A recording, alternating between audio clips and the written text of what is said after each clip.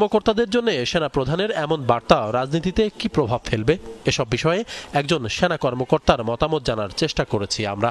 তিনি বলেছেন, জাতীয় নির্বাচন নিয়ে সেনা প্রধান যে বক্তব্য দিয়েছেন তা জন আকাঙ্ক্ষার প্রতিফলন।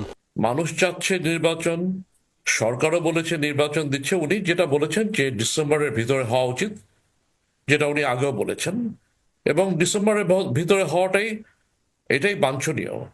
কারণ আমাদের উচিত হবে যত তাড়াতাড়ি সম্ভব আবার একটা প্রক্রিয়ার ভিতরে গিয়ে একটা নির্বাচিত সরকারের কাছে ফিরে যাওয়া এবং গণতন্ত্রে ফিরে যাওয়া।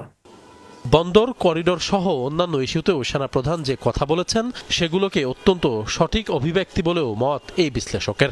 আমরাও মনে করেছি যে করিডোর করাটা জাতীয় স্বার্থের সাথে সামঞ্জস্যপূর্ণ নয়।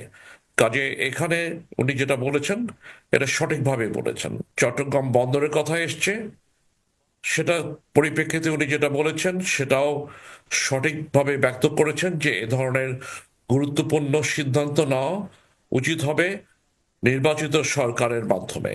কাজে নির্বাচিত সরকার আসলে এই ধরনের সিদ্ধান্ত দেওয়াটা সঠিক হবে বলে উনি মনে করেছেন। গুরুত্বপূর্ণ কিছু বিষয়ে সরকারের মধ্যে সমন্বয়হীনতা লক্ষ্য করা যাচ্ছে উল্লেখ করে সাবেক এই সেনা কর্মকর্তা বলেন, এটা মানুষকে বিভ্রান্ত করে। একই বিষয়ে তিন ধরনের ব্যাখ্যা পাওয়া যাচ্ছে। এটা মানুষকে বিভ্রান্ত করে, এখান থেকে ভুল বোঝাবুঝির সৃষ্টি হয়। আমরা আশা করব যে ভবিষ্যতে এসব ব্যাপারে, বিশেষ করে যেগুলো স্পর্শকাতর ব্যাপার, সে বিষয়ে আরো সমন্বয় থাকবে। সেনাপ্রধানের বক্তব্য সবাই উপলব্ধি করলে জাতির জন্য মঙ্গল হবে বলেও মত এই সাবেক সেনা কর্মকর্তার। মবের কালচারের জন্য